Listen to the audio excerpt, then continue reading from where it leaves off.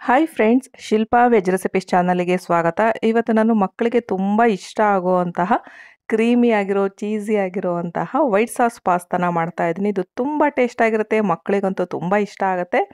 First ನಾನು ಪಾತ್ರೆಗೆ ನೀರು ಹಾಕ್ಕೊಳ್ತಾ ಇದ್ದೀನಿ. ನೆಕ್ಸ್ಟ್ ಇದಕ್ಕೆ ಸ್ವಲ್ಪ ಉಪ್ಪನ್ನ ಹಾಕ್ಕೊಳ್ತಾ ಇದ್ದೀನಿ, ಜೊತೆಗೆ ಸ್ವಲ್ಪ ಎಣ್ಣೆ ಕೂಡ ಹಾಕ್ಕೊಳ್ತಾ ಇದ್ದೀನಿ. ನೀರು ಸ್ವಲ್ಪ ಕುದಿಯಕ್ಕೆ ಬರಬೇಕು. ಕುದಿಯಕ್ಕೆ ಬಂದಾಗ ಫಸ್ಟ್ ನಾನಿಲ್ಲಿ ಸ್ವೀಟ್ ಕಾರ್ನ ಹಾಕ್ಕೊಳ್ತಾ ಇದ್ದೀನಿ. ನಾನು ಸ್ವೀಟ್ ಕಾರ್ನು ಮತ್ತು ಪಾಸ್ತಾ ಎರಡೂ ಕೂಡ ಒಟ್ಟಿಗೆ ಬೇಯಿಸ್ಕೊಳ್ತಾ ಇದ್ದೀನಿ. ಸ್ವೀಟ್ ಕಾರ್ನ್ ಸ್ವಲ್ಪ ಒಂದು ಕಾಲು ಭಾಗದಷ್ಟು ಬೆಂದ ಮೇಲೆ ನಾನು ಪಾಸ್ತಾ ಹಾಕ್ಕೊಳ್ತೀನಿ. ಅಥವಾ ನೀವು ಸ್ವೀಟ್ ಕಾರ್ನ ಸಪ್ರೇಟಾಗಿ ಕೂಡ ಬೇಯಿಸಿ ಹಾಕ್ಕೊಳ್ಬೋದು, ಬಟ್ ನಾನಿಲ್ಲಿ ಟೈಮ್ ಸೇವ್ ಮಾಡೋದಕ್ಕೆ ಅಂತ ಹೇಳಿ ಈ ರೀತಿ ಮಾಡ್ತಾ ಇದ್ದೀನಿ. ನೆಕ್ಸ್ಟ್ ನಾನು ಪಾಸ್ತಾನ ತೊಗೊಂಡಿದ್ದೀನಿ, ಇದನ್ನು ಕೂಡ ಹಾಕ್ಕೊಳ್ತಾ ಇದ್ದೀನಿ. ಒಂದು ಬಟ್ಲಷ್ಟು ಪಾಸ್ತಾನ ಹಾಕ್ಕೊಂಡಿದ್ದೀನಿ. ಪಾಸ್ತಾನ ಇಲ್ಲಿ ನಾವು ಕಂಪ್ಲೀಟಾಗಿ ಬೇಯಿಸಬಾರ್ದು, 80% ಅಷ್ಟೇ ಬೇಯಬೇಕು. ಸ್ವಲ್ಪ ಹಸಿ ಹಸಿಯಾಗಿರಬೇಕು. ತುಂಬ ಬೇಯಿಸ್ಬಿಟ್ರೆ ಮತ್ತೆ ನಾವು ಅದನ್ನು ವೈಟ್ ಸಾಸಲ್ಲಿ ಹಾಕಿ ಬೇಯಿಸ್ಬೇಕಲ್ವ, ಅದು ತುಂಬ ಒಂಥರ ಗಿಜಿ ಆಗಿಬಿಡುತ್ತೆ. ಹಾಗಾಗಿ ನೋಡಿ, ಇದು ಈ ಥರ ಬೆಂದಿದೆ, ಸ್ವಲ್ಪ ಹಸಿ ಹಸಿಯಾಗಿದೆ. ಈಗ 80% ಅಷ್ಟು ಕುಕ್ ಆಗಿದೆ. ಸ್ವೀಟ್ ಕಾರ್ನ್ ಕೂಡ ಬೆಂದಿದೆ. ಈಗ ನಾನು ಸ್ಟವ್ನ ಆಫ್ ಮಾಡ್ಕೊಳ್ತಾ ಇದ್ದೀನಿ. ಈಗ ನೀರೆಲ್ಲ ಫಸ್ಟು ಬಸ್ದಿಟ್ಕೋಬೇಕು. ಇದು ಓವರ್ ಕುಕ್ ಆಗಬಾರ್ದು ಅಂತ ನಾನು ಬೇರೆ ಪಾತ್ರೆ ಮೇಲೆ ಇಟ್ಕೊಳ್ತಾ ಇದ್ದೀನಿ. ಯಾಕಂದರೆ ಆ ಹಬೆಗೆ ಮತ್ತು ಬಿಸಿ ಇರುತ್ತಲ್ಲ ಆ ಗಂಜಿದು, ಅದರಲ್ಲೇ ಮತ್ತೆ ಇನ್ನೊಂದು ಸ್ವಲ್ಪ ಬೆಂದು ಬಿಡುತ್ತೆ. ಹಾಗಾಗಿ ಈಗ ನಾನು ಇದಕ್ಕೆ ಸ್ವಲ್ಪ ತಣ್ಣೀರನ್ನ ಕೂಡ ಹಾಕ್ಕೊಳ್ತಾ ಇದ್ದೀನಿ, ಜೊತೆಗೆ ಸ್ವಲ್ಪ ಎಣ್ಣೆ ಕೂಡ ಹಾಕ್ಕೊಳ್ತಾ ಇದ್ದೀನಿ. ನೆಕ್ಸ್ಟ್ ಈಗ ವೈಟ್ ಸಾಸ್ ಮಾಡ್ಕೊಳ್ಬೇಕು. ವೈಟ್ ಸಾಸ್ ಮಾಡ್ಕೊಳ್ಳೋದಕ್ಕೆ ಫಸ್ಟ್ ನಾನು ಪ್ಯಾನಿಗೆ ಬೆಣ್ಣೆ ಹಾಕಿ ಇಟ್ಕೊಂಡಿದ್ದೀನಿ. ಬೆಣ್ಣೆ ಸ್ವಲ್ಪ ಜಾಸ್ತಿ ತೊಗೊಳ್ಬೇಕು, ಒಂದು 2-3 ಟೇಬಲ್ ಸ್ಪೂನ್ನಷ್ಟು ಬೆಣ್ಣೆನ ತೊಗೊಳ್ಬೇಕಾಗತ್ತೆ. ಈಗ ಬೆಣ್ಣೆನ ಫಸ್ಟ್ ಕರಗಿಸ್ಕೊಳ್ತಾ ಇದ್ದೀನಿ. ಪಾಸ್ತಾ ಯಾವಾಗಲೂ ಕ್ರೀಮಿಯಾಗಿ ಬರಬೇಕು ಅನ್ನೋದಾದರೆ ಈ ರೀತಿ ವೈಟ್ ಸಾಸ್ನ ಮಾಡ್ಕೊಳ್ಳೇಬೇಕು, ಆವಾಗ ಚೆನ್ನಾಗೂ ಆಗುತ್ತೆ, ಟೇಸ್ಟು ಕೂಡ ತುಂಬ ಚೆನ್ನಾಗಿ ಬರುತ್ತೆ.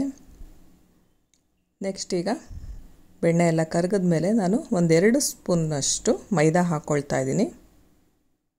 ಮೈದಾ ಬದಲಿಗೆ ಗೋಧಿ ಹಿಟ್ಟನ್ನು ಕೂಡ ಬಳಸ್ಕೊಳ್ಬೋದು. ಗೋಧಿ ಹಿಟ್ಟನ್ನು ಹಾಕ್ಕೊಂಡು ಈ ರೀತಿ ಮಿಕ್ಸ್ ಮಾಡ್ಕೊಳ್ಬೇಕು. ಸ್ವಲ್ಪ ಗಂಟಿಲ್ದಂಗೆ ಫಸ್ಟು ಮಿಕ್ಸ್ ಮಾಡ್ಕೊಳ್ಬೇಕು. ತುಂಬ ಕಲರ್ ಚೇಂಜ್ ಆಗಲಿವರೆಗೆಲ್ಲ ನಾವು ಮೈದಾ ಹಿಟ್ಟನ್ನ ಬೆಣ್ಣೆಯಲ್ಲಿ ಹುರ್ಕೊಳ್ಬಾರ್ದು, ಜಸ್ಟ್ ಅದನ್ನು ಮಿಕ್ಸ್ ಮಾಡ್ಕೊಳ್ಬೇಕು ಅಷ್ಟೇ. ನೆಕ್ಸ್ಟ್ ಈಗ ಇದಕ್ಕೆ 1 ಲೋಟದಷ್ಟು ಹಾಲನ್ನ ತೊಗೊಂಡಿದ್ದೀನಿ. ನಾನು ಟೋಟಲಾಗಿ 1-2 ಕಪ್ನಷ್ಟು ಹಾಲನ್ನ ಇಲ್ಲಿ ಬಳಸಿದ್ದೀನಿ. ಈಗ ಇದನ್ನು ಮಿಕ್ಸ್ ಮಾಡ್ಕೊಳ್ತಾ ಇದ್ದೀನಿ. ಗಂಟಿಲ್ದಂಗೆ ನಾವು ಮಿಕ್ಸ್ ಮಾಡ್ಕೊಳ್ಬೇಕು, ಕೈಯಾಡ್ತಾನೆ ಇರಬೇಕಾಗತ್ತೆ. ಮಕ್ಕಳಿಗೆಲ್ಲ ಎಕ್ಸಾಮ್ಸ್ ಮುಗಿದಿದೆ, ಅವರಿಗೆ ಖುಷಿ ಪಡಿಸೋದಕ್ಕೆ ಈ ಥರ ಅವ್ರಿಗೆ ಇಷ್ಟ ಆಗೋ ಅಂತಹ ಕ್ರೀಮಿ ಆಗಿರೋವಂತಹ ಚೀಸಿ ಆಗಿರೋವಂತಹ ಪಾಸ್ತಾನ ಮಾಡಿಕೊಡಿ. ಬಟ್ ಇದು ಯಾವಾಗಲೂ ಮಾಡಿಕೊಡ್ತಾ ಇದ್ದರೆ ಆರೋಗ್ಯಕ್ಕೆ ಒಳ್ಳೆಯದಲ್ಲ, ಯಾಕಂದರೆ ಮೈದಾ ಹಿಟ್ಟನ್ನ ಬಳಸಿದ್ದೀವಿ. ಪಾಸ್ತಾ ಕೂಡ ಅಷ್ಟೇ, ಕೆಲವರು ರವೆಯಿಂದ ಮಾಡ್ತಾರೆ, ಇನ್ನು ಕೆಲವರು ಮೈದಾಯಿಂದ ಮಾಡ್ತಾರೆ. ಸೊ ಹಾಗಾಗಿ ಅಪರೂಪಕ್ಕೆ ಮಾಡಿ ಕೊಡ್ಬೋದು. ನೆಕ್ಸ್ಟ್ ನಾನು ಇಲ್ಲಿ ಉಪ್ಪನ್ನ ಹಾಕ್ಕೊಳ್ತಾ ಇದ್ದೀನಿ ಸ್ವಲ್ಪ. ನೀವು ಬೇಕಂದರೆ ಇಲ್ಲೇ ಚಿಲ್ಲಿ ಫ್ಲೇಕ್ಸು ಆರಿಗೆನೋ ಕೂಡ ಹಾಕ್ಕೊಳ್ಬೋದು. ಇನ್ನೊಂದು ಸ್ವಲ್ಪ ಚೀಸು ಮತ್ತು ಬಟರ್ನ ಕೂಡ ಇಲ್ಲೇ ಹಾಕ್ಕೊಳ್ಬೋದು. ನಾನು ಪಾಸ್ತಾ ಮಾಡುವಾಗಲೇ ಡೈರೆಕ್ಟಾಗಿ ಅಲ್ಲೇ ಚೀಸ ಹಾಕ್ಕೊಳ್ತಾ ಇದ್ದೀನಿ, ಮತ್ತು ಆರಿಗೆನೋ ಆಗಲಿ ಚಿಲ್ಲಿ ಫ್ಲೇಕ್ಸ್ ಆಗಲಿ ಕೂಡ ಅಷ್ಟೇ ನಾನು ಅಲ್ಲೇ ಬಳಸ್ತಾ ಇದ್ದೀನಿ. ವೈಟ್ ಸಾಸಲ್ಲಿ ಏನೂ ಹಾಕ್ಕೊಳ್ತಾ ಇಲ್ಲ. ವೈಟ್ ಸಾಸ್ ಗಟ್ಟಿ ಅನಿಸಿದ್ರೆ ಇನ್ನೊಂದು ಸ್ವಲ್ಪ ಹಾಲು ಅಥವಾ ನೀರನ್ನ ಬಳಸ್ಕೊಂಡು ನೀವು ತಳು ಮಾಡ್ಕೊಳ್ಬಹುದು. ಆಮೇಲೆ ಈ ವೈಟ್ ಸಾಸ್ನ ನಾವು ಸ್ಟೋರ್ ಕೂಡ ಮಾಡಿ ಇಟ್ಕೊಳ್ಬೋದು. ಒಂದು 2-3 ದಿವಸ ಸ್ಟೋರ್ ಮಾಡಿ ಇಟ್ಕೊಳ್ಬಹುದು. ಆಮೇಲೆ ನೀವು ಬೇಕು ಅಂದಾಗ ಇನ್ನೊಂದು ಸ್ವಲ್ಪ ನೀರು ಅಥವಾ ಹಾಲನ್ನು ಮಿಕ್ಸ್ ಮಾಡಿಕೊಂಡು ಬಿಸಿ ಮಾಡ್ಕೊಂಡು ಬಳಸ್ಬೋದು. ಕೊನೆಯಲ್ಲಿ ನಾನು ಸ್ವಲ್ಪ ಬೆಣ್ಣೆ ಕೂಡ ಹಾಕ್ತಾ ಇದ್ದೀನಿ. ಬೆಣ್ಣೆ ಹಾಕಿ ಮಿಕ್ಸ್ ಮಾಡಿ ಇಟ್ಕೊಳ್ತಾ ಇದ್ದೀನಿ. ನೆಕ್ಸ್ಟು ಪಾಸ್ತಾ ಮಾಡೋದಕ್ಕೆ ಫಸ್ಟು ಪ್ಯಾನಿಗೆ ನಾನು ಬೆಣ್ಣೆ ಮತ್ತು ಎಣ್ಣೆ ಎರಡನ್ನೂ ಕೂಡ ಮಿಕ್ಸ್ ಮಾಡಿ ಹಾಕಿದ್ದೀನಿ. ನೆಕ್ಸ್ಟ್ ಸಣ್ಣದಾಗಿ ಕಟ್ ಮಾಡ್ಕೊಂಡಿರೋವಂತಹ ಬೆಳ್ಳುಳ್ಳಿ, ಇದನ್ನು ಮತ್ತೆ ಸ್ವಲ್ಪ ಜಜ್ಜಿದ್ದೀನಿ, ಅಂದರೆ ಕ್ರಷ್ ಮಾಡ್ಕೊಂಡು ಕೂಡ ಹಾಕಿದ್ದೀನಿ. ನೆಕ್ಸ್ಟು ಸಣ್ಣದಾಗಿ ಕಟ್ ಮಾಡ್ಕೊಂಡಿರೋವಂತಹ ಈರುಳ್ಳಿ ಹಾಕಿದ್ದೀನಿ, ಮತ್ತು ಸ್ಪ್ರಿಂಗ್ ಆನಿಯನ್ ಕೂಡ ಹಾಕ್ಕೊಳ್ತಾ ಇದ್ದೀನಿ. ಸ್ಪ್ರಿಂಗ್ ಆನಿಯನ್ ಆಪ್ಷನಲ್ ಇದ್ದರೆ ಬಳಸಿ, ಇಲ್ಲ ಅಂದರೆ ಸ್ಕಿಪ್ ಕೂಡ ಮಾಡಬಹುದು. ನೆಕ್ಸ್ಟು ಈರುಳ್ಳಿ ಹಸಿ ವಾಸನೆ ಹೋಗಲಿವರೆಗೆ ಸಣ್ಣ ಉರಿಯಲ್ಲೇ ಹುರ್ಕೊಳ್ಬೇಕು. ನೆಕ್ಸ್ಟು ಕ್ಯಾಪ್ಸಿಕಮ್ನ ಕೂಡ ಹಾಕ್ಕೊಳ್ತಾ ಇದ್ದೀನಿ, ಇದನ್ನು ಕೂಡ ಹುರ್ಕೊಳ್ತಾ ಇದ್ದೀನಿ. ಚೆನ್ನಾಗಿ ಹಸಿ ವಾಸನೆ ಎಲ್ಲ ಹೋಗಲಿವರೆಗೆ ಹುರ್ಕೊಳ್ಬೇಕಾಗತ್ತೆ.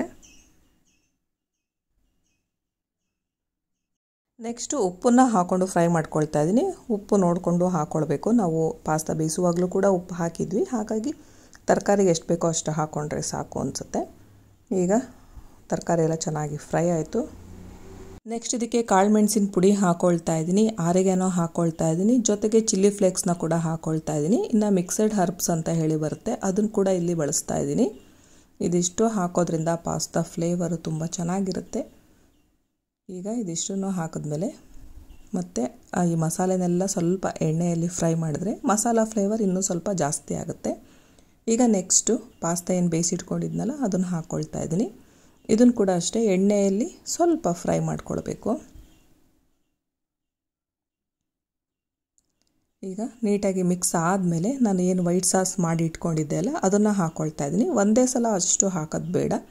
ಫಸ್ಟ್ ಒಂದು ಸ್ವಲ್ಪ ಹಾಕಿ ಮಿಕ್ಸ್ ಮಾಡಿಕೊಂಡು ಮತ್ತೆ ಬೇಕು ಅನಿಸಿದ್ರೆ ಇನ್ನೊಂದು ಸ್ವಲ್ಪ ಹಾಕಿ ಮಿಕ್ಸ್ ಮಾಡ್ಕೊಳ್ಬೋದು. ಉಳಿದ್ರೆ ನಾವು ಫ್ರಿಜ್ಜಲ್ಲಿಟ್ಟು ಒಂದು 2-3 ದಿವಸ ಬಿಟ್ಟು ಕೂಡ ಬಳಸ್ಕೊಳ್ಬೋದು. ಮತ್ತು ಬೇರೆ ಏನಾದರೂ ಮಾಡುವಾಗ ಕೂಡ ಬಳಸ್ಬೋದು. ಈಗ ಇನ್ನೊಂದು ಸ್ವಲ್ಪ ಬೇಕು ಅನ್ನಿಸ್ತಿದೆ, ಹಾಗಾಗಿ ಮತ್ತೆ ಇನ್ನೊಂದು ಸ್ವಲ್ಪ ವೈಟ್ ಸಾಸ್ನ ಹಾಕಿ ಮತ್ತೆ ಮಿಕ್ಸ್ ಮಾಡ್ಕೊಳ್ತಾ ಇದ್ದೀನಿ. ನಾನು ಹಾಕಿರೋ ಪಾಸ್ತಾ ಕ್ವಾಂಟಿಟಿಗೆ ಇದಿಷ್ಟು ವೈಟ್ ಸಾಸು ಕೂಡ ಬಳಸಿದ್ದೀನಿ, ಅಷ್ಟನ್ನು ಕೂಡ ಹಾಕಿದ್ದೀನಿ. ನೆಕ್ಸ್ಟ್ ನಾನೀಗ ಚೀಸ್ನ ಹಾಕ್ಕೊಳ್ತಾ ಇದ್ದೀನಿ. ಚೀಸ್ ಕ್ಯೂಬ್ಸ್ ಆದರೂ ಇದ್ದರೆ ಅದನ್ನು ಕೂಡ ಬಳಸ್ಬೋದು, ತುರಿದ್ಬಿಟ್ಟು ಹಾಕ್ಕೊಳ್ಬೋದು, ಅಥವಾ ಚೀಸ್ ಸ್ಲೈಸ್ ಆದರೂ ಹಾಕ್ಕೊಳ್ಬೋದು. ನಾನು 2 ಚೀಸ್ ಸ್ಲೈಸ್ನ ಹಾಕಿದ್ದೀನಿ ಮತ್ತು ಬೆಣ್ಣೆ ಕೂಡ ಮತ್ತೆ ಹಾಕ್ತಾ ಇದ್ದೀನಿ. ಈಗ ಇದಿಷ್ಟನ್ನು ಮಿಕ್ಸ್ ಮಾಡ್ಕೊಳ್ತಾ ಇದ್ದೀನಿ. ಲೋ ಫ್ಲೇಮ್ ಕೂಡ ಇಟ್ಟಿದ್ದೀನಿ. ಈಗ ಇದಕ್ಕೆ ಮತ್ತೆ ಇನ್ನೊಂದು ಸ್ವಲ್ಪ ಆರಿಗೇನೋ ಮತ್ತು ಚಿಲ್ಲಿ ಫ್ಲೇಕ್ಸ್ನ ಹಾಕ್ಕೊಳ್ತಾ ಇದ್ದೀನಿ.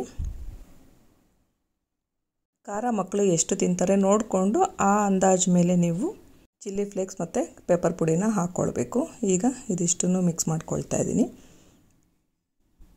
ಈಗ ಚೀಸಿ ಆಗಿರೋವಂತಹ ಕ್ರೀಮಿ ಆಗಿರೋವಂತಹ ಪಾಸ್ತಾ ರೆಡಿಯಾಗಿದೆ. ಮಕ್ಕಳು ತುಂಬ ಇಷ್ಟಪಟ್ಟು ತಿಂತಾರೆ. ಒಮ್ಮೆ ಟ್ರೈ ಮಾಡಿ ನೋಡಿ. ಈಗ ಸ್ಟವ್ ಆಫ್ ಮಾಡಿ ಸರ್ವ್ ಮಾಡ್ತಾ ಇದ್ದೀನಿ. ನೀವು ಕೂಡ ಒಮ್ಮೆ ರೆಸಿಪಿನ ಮಿಸ್ ಮಾಡದೆ ಟ್ರೈ ಮಾಡಿ. ಈ ವಿಡಿಯೋ ನಿಮಗೆಲ್ಲ ಇಷ್ಟ ಆಯಿತು ಅನ್ನೋದಾದರೆ ಲೈಕ್ ಮಾಡಿ, ಶೇರ್ ಮಾಡಿ ಹಾಗೂ ಸಬ್ಸ್ಕ್ರೈಬ್ ಮಾಡಿ. Thank you friends.